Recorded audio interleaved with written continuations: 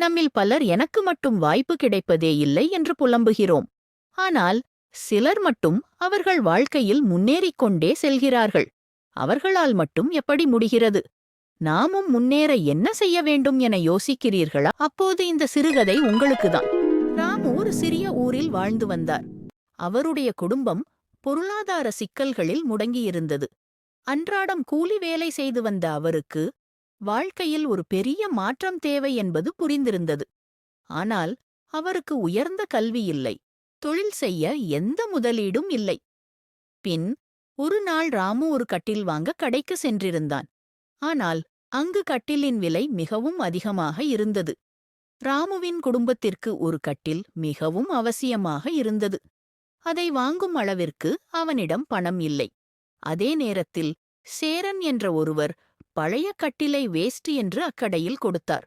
அந்த கட்டிலில் ஒரு கால் மட்டும் சிறிது உடைந்து இருந்ததைக் கண்ட ராமு சேரனிடம் கேட்டு அந்த கட்டிலை தன் வீட்டிற்கு கொண்டு வந்தான். பின் அக்கால்களை சரி செய்தான் ராமு. இப்பொழுது பார்ப்பதற்கு புதிது போல் இருந்தது. பின் ராமு பழைய பொருட்களை வாங்கி அவற்றை சிறிய திருத்தங்கள் செய்தால் நல்ல விலைக்கு மீண்டும் விற்கலாம் என்று யோசித்தார். முதலில் சின்ன அளவிலான பழைய கட்டில்கள், டேபிள்கள், நாற்காலிகள் வாங்கி அவற்றை புதுப்பிக்கத் தொடங்கினார். அவற்றை புதிதாக மாற்றி நண்பர்களிடம் மற்றும் உறவினர்களிடம் விற்பனை செய்தார். மெதுவாக இவரது வியாபாரம் வளர்ந்து பலர் அவரிடம் பழைய பொருட்களை சரி செய்து வாங்கத் தொடங்கினர். சில ஆண்டுகளில் அவர் முழுமையாக ஒரு பழைய பொருட்கள் புதுப்பிப்பு கடை ஆரம்பித்து பெரிய அளவில் வியாபாரம் செய்யத் தொடங்கினார்.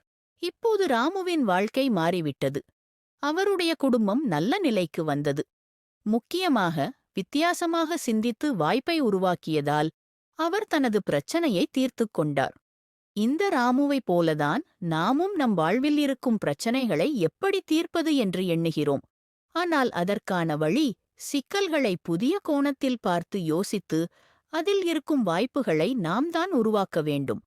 இதுவே வாழ்க்கையின் முன்னேறியவர்கள் செய்த யுக்தியாகும். நீங்களும் வித்தியாசமாக யோசித்து வாய்ப்பை உருவாக்கி வெற்றி பெற என் வாழ்த்துக்கள். இந்த கதை பிடித்திருந்தால் லைக், ஷேர், சப்ஸ்கிரைப் பண்ணுங்க.